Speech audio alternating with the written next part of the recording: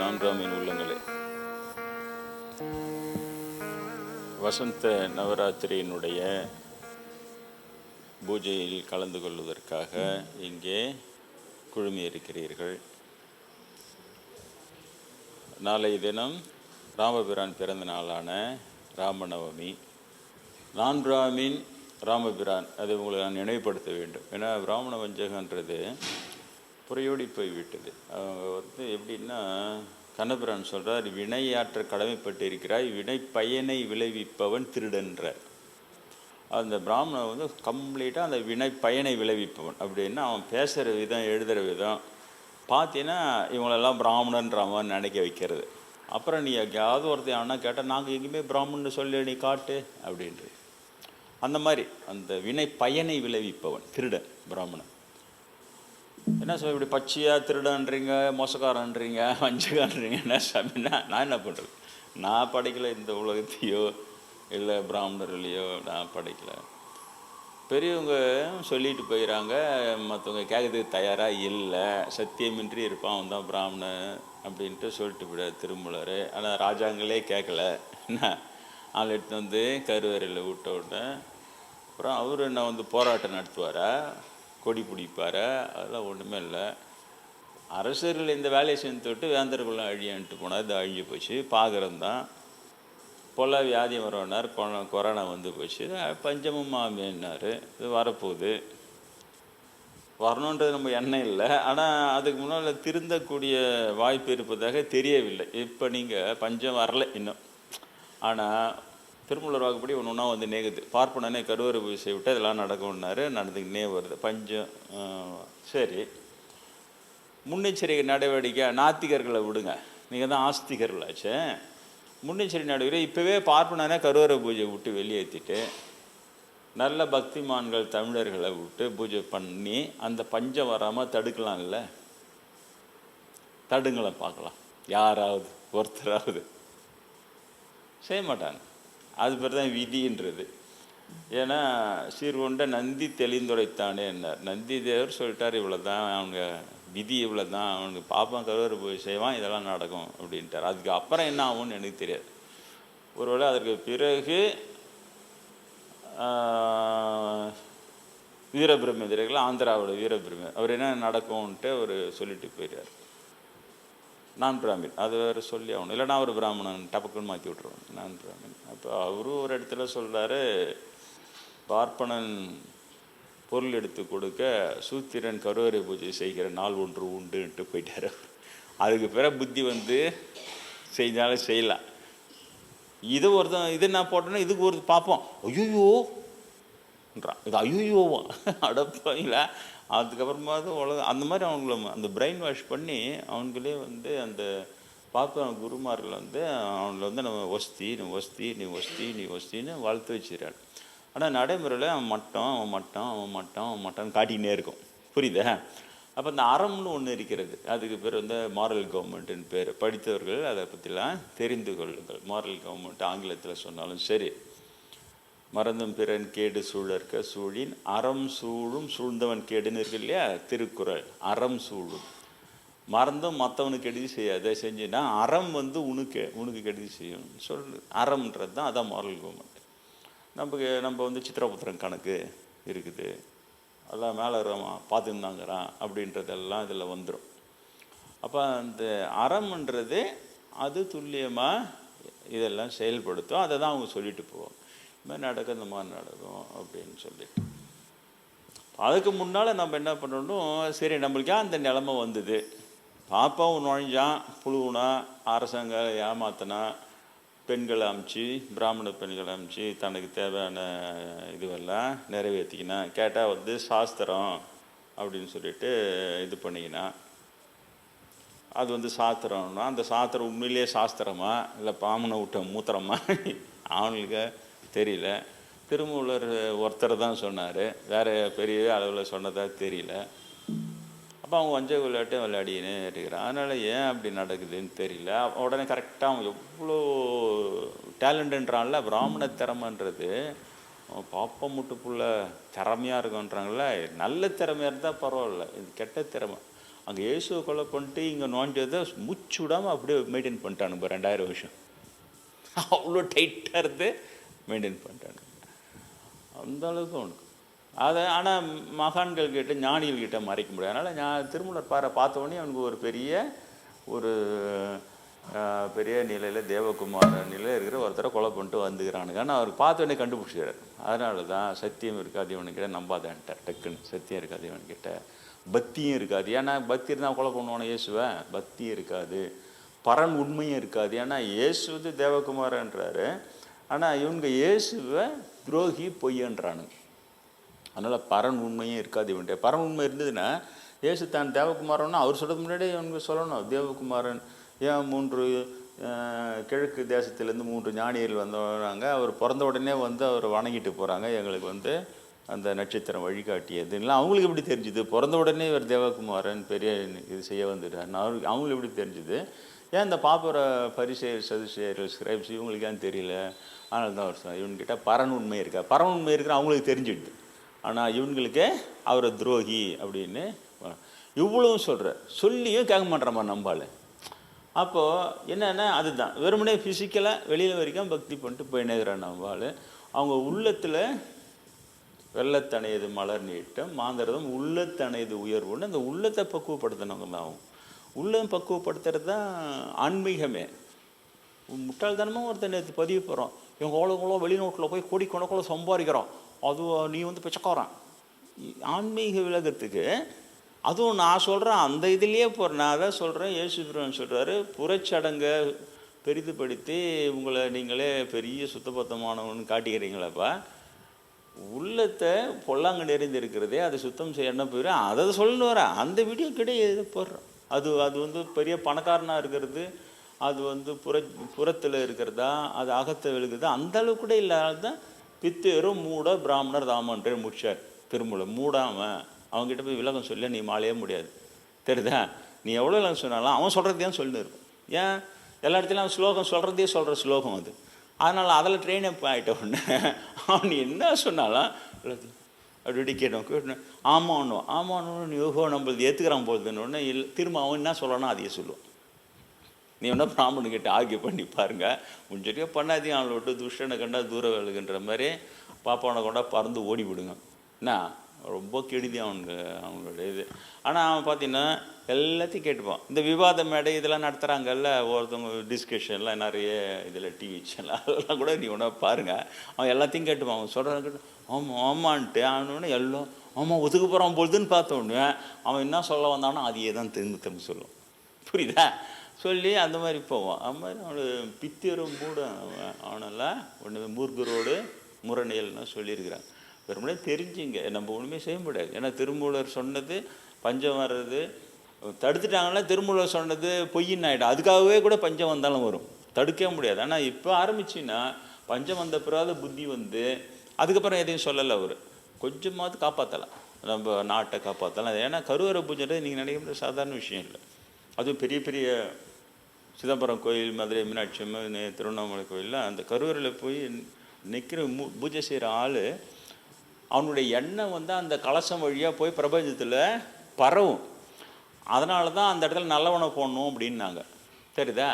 நல்லவனை போடணுன்ட்டு பாப்பானை போட்டால் அதனால தான் இவங்களாம் கடுமையாக கண்டிச்சாங்க. ஏன்னா இவன் உடனே இதெல்லாம் எடுத்து அவங்களுக்கு சொல்லுவாங்க. திருமூலர்கிட்ட போய் புறத்தையார குத்தம் சொல்லப்படாது. அந்த பாப்பாத்திங்க சொல்லிட்டு புறத்தையார குத்தம் சொல்லப்படாது, நீ என்ன வாரத்தாலும் புறத்தையார குத்தம் சொல்லப்படாது. புறத்தையார குத்தம் சொல்கிறதுக்காக சொன்னாங்க. நீ அழும்பு பூச்சி ஏன்னா நீ வந்து வேறு யாரும் முன்னேறக்கூடாது, நம்ம மட்டும் தான் முன்னேறணுங்கிற இது உள்ளே வச்சுன்னுக்கிற. அவன் போய் அங்கே ஊற்றினான்னா அவன் மட்டும் முன்னேறிட்டான் பார், பாப்பா மட்டும். கரெக்டு தானே அது? அதுக்காக சொன்னாங்க. அது ஊர் உலக நன்மைக்காக வச்சுக்கிற அந்த கோயில். அதில் போய் நீ வந்து பாப்பா முன்னால் ஆதி சமய மக்கள் ஈவன் பண்டாரத்தாரெலாம் தமிழர்கள் தான், அவங்களாம் நல்லா பூஜை பண்ணின்னு இருந்தாங்க. இப்போ அவங்க தான் இப்போ பண்ணுறாங்க பொழுது ஆதி சைவ குலத்தை சேர்ந்தவர்கள் என்ற பேரில் எல்லாம் பண்ணுறாங்க பொழுது. ஏதோ ஒன்று அவங்களே கூட நல்ல எண்ணம் கெட்டன்னு கலந்து தான் இருப்பான். அப்புறம் வந்து அதனால் கரெக்டாக பிடிச்சி எல்லாத்தையும். ஏன் அது இப்போது இங்கே ஒரு பெருமாள் கோயில் இருக்குது இல்லையா, கங்கராபாளையத்து பக்கத்தில், அது பேர் என்ன, கும்பலம் பெருமாள் கோயில் இருக்குது. அங்கே பூஜை பண்ணுறவர் 1 இயர் தான். தெரியுதா? அப்போ ஒரு சண்டை வருது. அப்போவே ஒரு சித்தர் இருக்கிறாரு, அவர் 1 இயர் சமூகத்தை சேர்ந்தவர். ஒரு சண்டை வருது. அப்போ பிராமணன் வந்து நாங்கள் தான் பூஜை பண்ணணுன்றான். அதெல்லாம் இல்லைன்னு சொல்லிட்டு அவங்க பெருமாளையை கேட்கலன்னா பெருமாள் ஆசிரியரியாக அந்த சித்தர் பேரை சொல்லி அவர் தான் பூஜை பண்ணணுன்றார். அப்போ அதிலிருந்து வழியாக அவங்க தான் பூஜை பண்ணணும். பூணுலாம் போட்டுருப்பான். டக்குன்னு பார்த்தா உங்களுக்கு தெரியாது, கருப்பையர் நினச்சிப்பாங்க. என்ன அவங்க சமஸ்கிருதத்துலேயும் சொல்லுவாங்க, தமிழ்லையும் சொல்லுவாங்க. அவர் வந்து என்கிட்ட பேசியிருந்தார், சொன்னார் சமஸ்கிருதத்தில் நான் என்கிட்ட கூட சண்டைக்கு வந்தாங்க சாமி பிராமணர்லாம். நீ என்ன சொல்கிற சமஸ்கிருதத்தில் இது சொல்லுன்னாங்க. நான் சொன்ன ஓடியே போயிட்டாங்க. இது எங்களை விட நீ ரொம்ப நல்லா சொல்கிறேன்னு ஓடியே போயிட்டாங்க அப்படின்னு சொல்லிவிட்டு. அதுபோல் அன்பர்களே, இந்த போல் திருமூலருடைய அந்த இது சொல்ல வந்தேன். நான் இன்றைக்கி சொல்ல வந்த விஷயம் என்னென்னா, சுருக்கமான விஷயம் என்னென்னா, இப்போ இவ்வளோ திருவிளையாடல்கள் அம்மை என்னுடைய வாழ்க்கையில் விளையாடி இருக்கிறாங்க, இன்னும் விளையாடி கொண்டு இருக்கிறார்கள். இதுக்கு பேசிக்கு காரணம் நான் உங்களுக்கு சொன்னது தான். நான் எந்த மந்திரம் போகிறதோ சக்கரம் போகிறதோ யந்திரம் போகிறதோ ஒன்றுமே கிடையாது இல்லையா. ஜபம் தியானத்தோடு நான் வந்து நின்று இருக்கிறேன். ஆனால் ஏன் அன்னை வந்து அவ்வளோ அன்பாக வராங்க அப்படின்னா, இங்கே நான் உங்களுக்கு தெரிஞ்சதான் வளவனூரில் தான் நான் வளர்ந்தேன். அப்பா ஸ்டேஷன் மாஸ்டருக்கு ரயில்வே குவார்ட்டர்ஸில் தான் வளர்ந்தோம், எல்லாம் பண்ணோம். ஒரு பெரிய பணக்காரங்க இல்லை நாங்கள், ஆனால் ஏழைங்களும் இல்லை. அவருடைய ஸ்டேஷன் மாஸ்டர் சம்பளம், அது இல்லாமல் தாத்தாவோட நிலப்புலம் இருந்து அதுலேருந்து அரிசிலாம் வரும். அதனால் இது இல்லாமல் அப்படியே இருந்தது. அதனால் இந்த ஏழ்மை பற்றி தெரியவே தெரியாது எங்களுக்கு ரொம்ப. அது இந்த பக்கம் வந்து ஏரிக்கரை இதில் இருக்கிறவங்க அவங்க அந்த பசங்க வருவாங்க, விளையாடுவாங்க எங்கள் கூட. அப்புறம் அம்மா அவங்களுக்கு உதவிலாம் செய்வாங்க. இன்னும் அவங்க நன்றியாக இருக்கிறாங்க. அம்மா தான் அரிசி கொடுத்து அனுப்புவாங்க. அங்கே ஒரு விளையவே மூட்டையாக அரிசி வந்துடும். அதனால் சாப்பாடு கஷ்டமாக இருக்கும்போதெல்லாம் அம்மா தான் அரிசி கொடுத்து அனுப்புவாங்கன்னு இதுவும் நன்றி நினைப்பாங்க அவங்க. அவ்வளோதான் இருக்குமே தவிர ரொம்ப ஏழ்மையோ ரொம்ப இதுவோ தெரிஞ்சதில்லை. அதுக்கப்புறம் டிப்ளமா குவாலிஃபிகேஷனில் திருவண்ணாமலையில் நான் போய் வேலை செய்கிறேன். சிவில் இன்ஜினியரிங்கில் எஸ்எஸ்எஸ் ஸ்கீமில் போய் சேர்றேன். இப்போ ஆஃபீஸில் தான் சேர்றேன் நான். அதுக்கு முன்னாடி சென்னையில் ப்ரைவேட்டில் கான்ட்ராக்டர்கிட்ட சைட் இன்ஜினியரெல்லாம் அப்படி இருந்தது.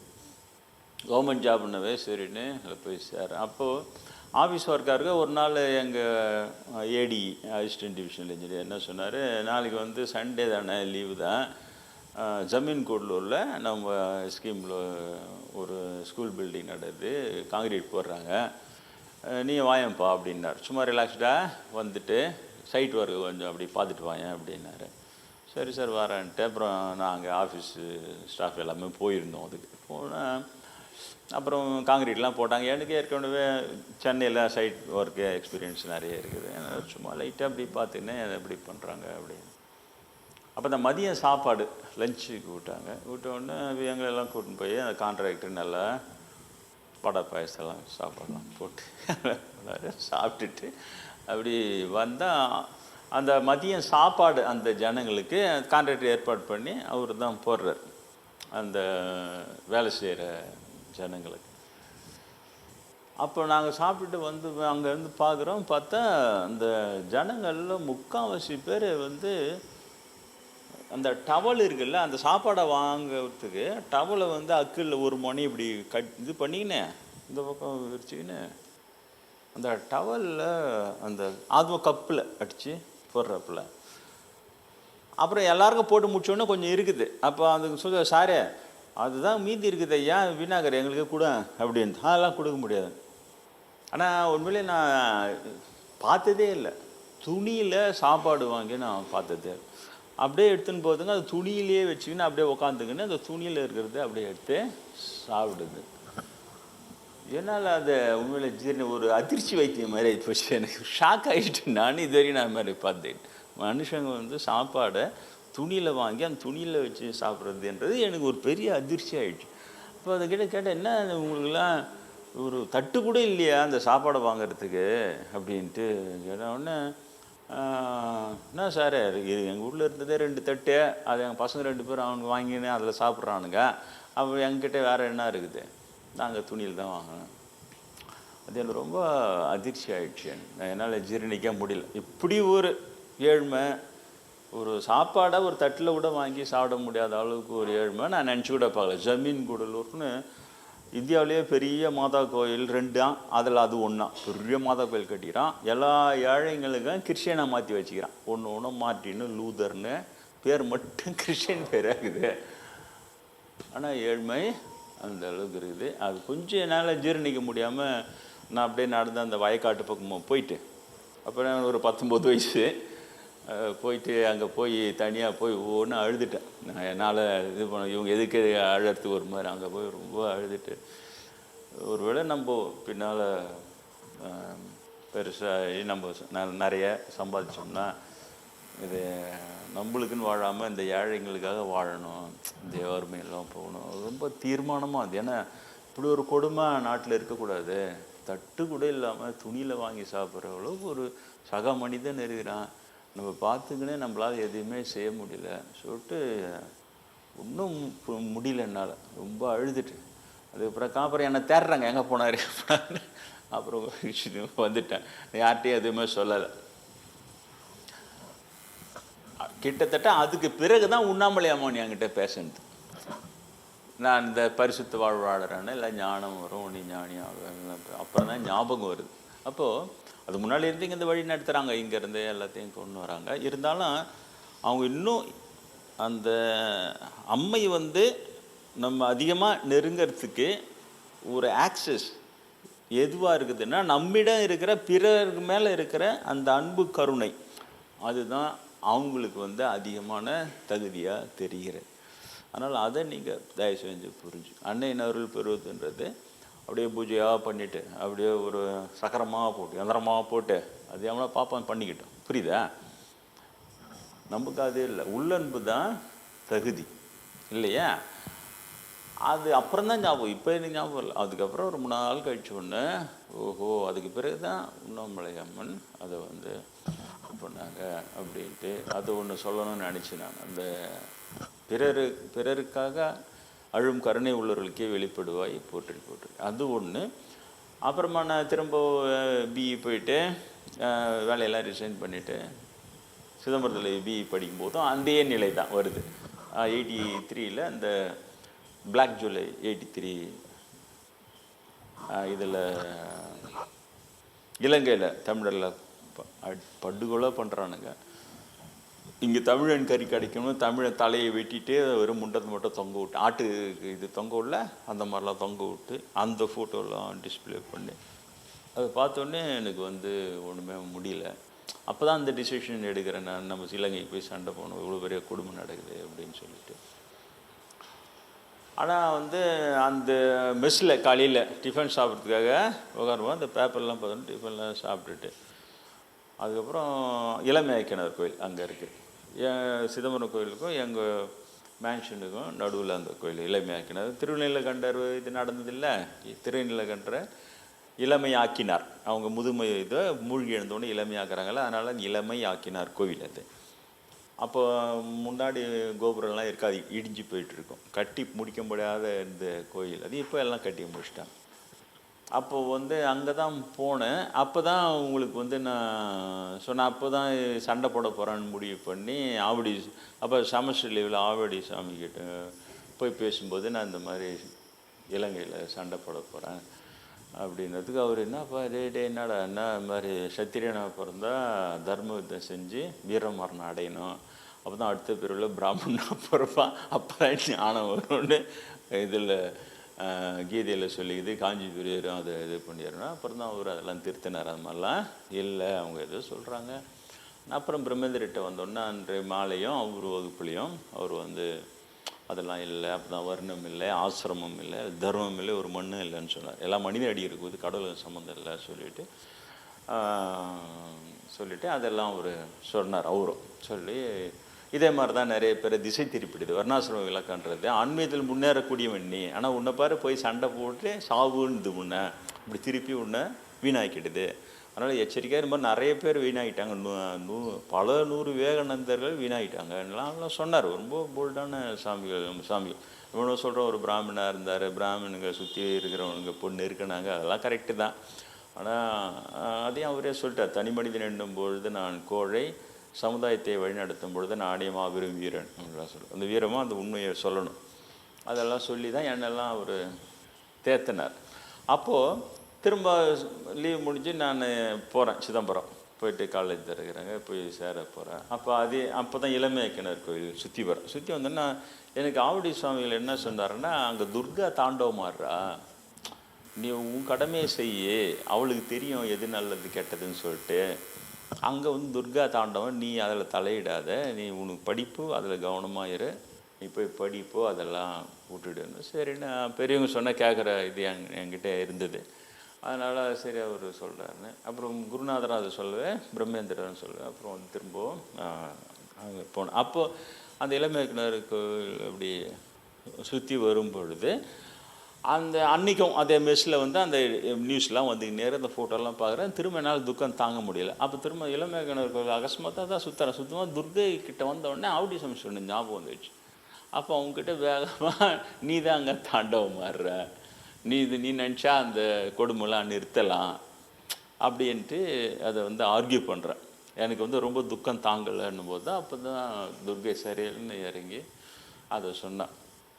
இந்த உலகத்துக்கே தாய் நான், என்னை விட உனக்கு கருணை அதிகமாகிடுச்சா அப்படின்னா. இப்போது அந்த மாதிரி துர்கை கேட்கணுன்னா யாருக்கு கேட்டால், நான் எனக்காக ஆர்கியூ பண்ணல, துர்கை கிட்ட. இலங்கை மக்கள் துன்பப்படுறாங்க, நீ நினச்சா நான் ஆவடி சாமி சொல்லிக்கிறார் துர்கா தாண்டவம் வர, நீ நினச்சா அது நிறுத்தலாம், நீ ஏன் நிறுத்த மாட்டேன்னும் போது டக்குன்னு அவளுக்கு இந்த உலகத்துக்கே தாய்னா என்னை விட உனக்கு கருணை அதிகம். ஷாக் ட்ரீட்மெண்ட் அப்படி அதிர்ச்சி ஆகிட்டேன். என்னடா இது, ஏன்னா அது உண்மை தானே, அந்த அவங்க சொல்கிற ஸ்டேட்மெண்ட் உண்மை தானே. நம்பதோ இப்போ நான் நேற்று போகிறோம், நாளைக்கு சித்திரை போகிறோம். ஆனால் அவங்க என்றைக்கே இருக்கிறவங்க துர்கை தேவிலாம். அதுமாதிரி இவ்வளோ வருஷமாக 1000 வருடமாக இருக்கிற அந்த துர்கை கிட்ட போய் நீ தான் கருணை நினச்சா நிறுத்தலான்னா அப்போ அவங்களோட நம்ம பெரிய கருணை கொத்த மாதிரி ஆயிடும்ல. கரெக்டாக தான் சொல்கிறேன் நான். அதிர்ச்சி, ஷாக் ஆகிடுச்சு. அடுத்த செகண்ட் அதோட நிறுத்தாமல் அப்போ தான் அந்த மனசு தானே துக்கப்படுது, அந்த மனசு பிடுங்கி வெளில அடிச்ச உடனே அந்த மனசு காலியாகி போச்சு. ஏன்னா துக்கப்படுறேன் நான். வெறுமனே விளக்கம் கூட பார்ப்பான்னா வெறும் விளக்கமாக கொடுத்துட்டு காசு வாங்கிட்டு போயின்னு இருப்பான். வெறும் விளக்கம் கொடுக்குறவள அம்மையவ. அதனால் உண்மையிலேயே அழுகுறான், உண்மையிலேயே துக்கப்படுறான்னு ஒன்று அதை புட்டிங்க வெளில வீசுகிற அடிச்சோன்னா மனசு உள்ள அப்படி காலியாக, மனசு இங்கே தானே இருக்கான், அந்த துக்கப்படுறதுங்க தானே பண்ணோம், காலியாகிடுச்சு. என்னடா இது, நான் செயற்கை எவ்வளோ ட்ரை பண்ணாலும் என்னால் துக்கப்படவே முடியல. திரும்ப சிரிச்சா, எனக்கு அந்த அனுகிரகம் பண்ணிட்டோன்னா அவளுக்கு அது சிரிப்பாக இருக்குது, சாதாரண விளையாட்டாக இருக்குது. இப்போ நான் யாருன்னா நினச்சேன் என்கிட்ட சாமின்ட்டு துக்கமாக என்ன சொன்னேன், நான் மனசை பிடிங்கி விசிறி அடிச்சேன்னா பரவாயில்ல, என்னால் அந்த கெப்பாசிட்டி எனக்கு. ஆனால் அம்மையை அடிக்கிறேன் அடிச்சோன்னே எனக்கு மொத்த கவனமும் அது மேலே திரும்பிடுச்சு. என்னடா இது மேலே அப்படின்னு சொல்ல. அப்போ தான் அந்த ஒரு வரம் கொடுத்தேன், நான் கேட்கவே இல்லை, அவளே கொடுத்தா, ஒருவனுக்காக உலகையே ஆட்டி படைப்பேன்னு சொல்லிட்டு மாறிட்டேன். ரொம்ப ஆச்சரியமாக இருக்கும். நான் கேட்ட வரல, அவளே கொடுத்தா. ஏன்னா பிறருக்காக அழும் அதனால தான் அந்த பிறருக்காக அழும் கருணை உள்ளவர்களுக்கே வெளிப்படுவாய் போட்டு. அதுக்கப்புறம் திரும்ப அந்த மெஸ்ஸு கடகடன்னு ஓடி போய் அதே பேப்பர் எடுத்து அந்த ஃபோட்டோ கிட்டெல்லாம் எடுத்து பார்க்குறேன், துக்கமே வரல.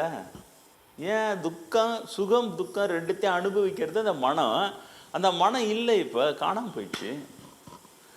ஆஹா, அதுக்கப்புறம் தான் சித்தர்கள் இதிலெல்லாம் மனமற்ற மஞ்ஞானின்றதும் இல்லையா, சித்தியெல்லாம் பெற்றாலும் சினம் இருக்க கற்றாலும் மனம் இருக்க கல்லாருக்கு வாயன் பராபரமே, மனம் இறந்துடணும், மனம் இருக்கக்கூடாது, அவன் தான் ஞானி. அதெல்லாம் அப்புறம் தான் படிக்கிறேன். எனக்கு தியரி படிச்சுட்டு ப்ராக்டிஸ்லாம் வந்ததே கிடையாது. எடுத்த உடனே அனுபவம் கொடுத்துரும், அதுக்கப்புறம் பார்த்தா பழைய இதில் அந்த அனுபவங்களுக்கு சாட்சி அங்கே இருக்கும். அதுதான் சொல்ல வரேன். அப்போது இவ்வளோ பெரிய நிலை. அதுக்கு பிறகு ஒரு இரண்டு பேர் இங்கே பெரிய தமக்கையார் நாளைக்கு வரப்போகிறாங்க. அவங்களும் அதே மாதிரி என்னுடைய தந்தையாருடைய இறுதி சடங்கு காலத்தில் நான் போயிருந்தப்போ அப்போ மறுநாள் சொன்னாங்க, நான் இவ்வளோ கோபமாக இருந்தேன், இவ்வளோ படிச்சுட்டு எதுவும் சம்பாதிக்காமல் குடும்பத்தை இது பண்ணாமல் இந்த மாதிரி இருக்கிறானேன்னுட்டு. ஆனால் நேற்று பார்த்தேன், அப்பா செத்துட்ட அந்த கஷ்டமே எனக்கு தெரியவே இல்லை. திடீர்னு என்னமோ நான் சின்ன 10 வயசு பொண்ணு மாதிரி எந்த கவலையும் இல்லாமல் ஃப்ரீயாகிறே, என்னால் ஒன்றும் நம்பவே முடியல. அப்போ தான் ஓஹோ, ஒரு சாமியார் இருக்குவே, அவரோட ப்ரெசன்ஸில் நம்மளுக்கு துக்கம் வர மாட்டேங்குது, சொல்லிட்டு ஒரு வாரம் லீவ் போட்டு வந்து தங்கிட்டாங்க. ஒரு அது இருக்கும்போதே நம்ம இதெல்லாம் அனுபவிச்சிக்கலாம் சொல்லிட்டு நான் அந்த மாதிரி வந்துட்டு.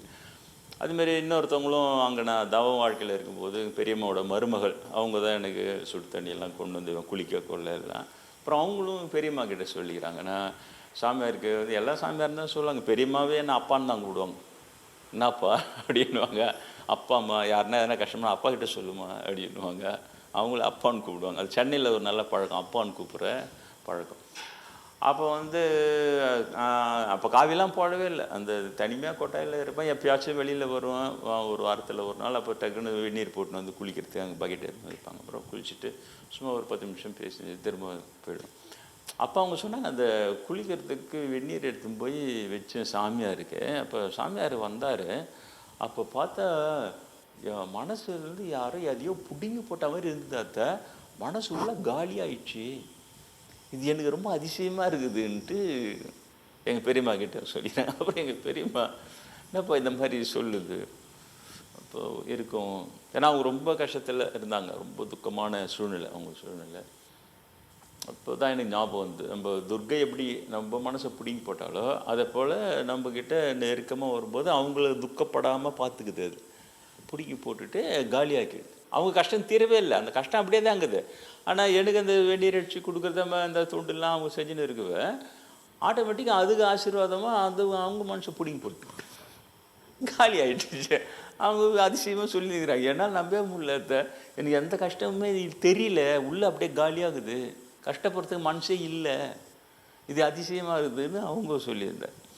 அதுபோல் அதுதான் அதை எழுதுகிறார். அணுகும் மற்றவருக்கும் மனதே காலியாக ஆக்கி காட்டியவளே போற்றி. புரியுறதா? அதனால் இன்றைய தினம் அது நினைவில், ஏன்னா நாளையோடு முடிகிறது. நாளை ராமபிரான் பிறந்த நாள். ரொம்ப டைட்டாக இருக்கும், ரொம்ப விளக்கம்லாம் சொல்ல முடியாது. நீங்கள் நினைவில் கொண்ட வசந்த நவராத்திரியில் நீங்கள் கற்றுக்கொள்கின்ற பாடம், அம்மை உண்மை இவ்வளவும் விளையாடுவாள் அவள் நினைத்தால். அதுக்கு ஒரு பெரிய மந்திரமோ யந்திரம் சக்கரம் ஜீபும்பாலாம் இல்லை. என்ன, அவள் இறங்கி பேசணும், அவள் இறங்கி விளையாடணும்னு சொன்னால் ஒரே தகுதி, பிறருக்காக அழ வேண்டும்.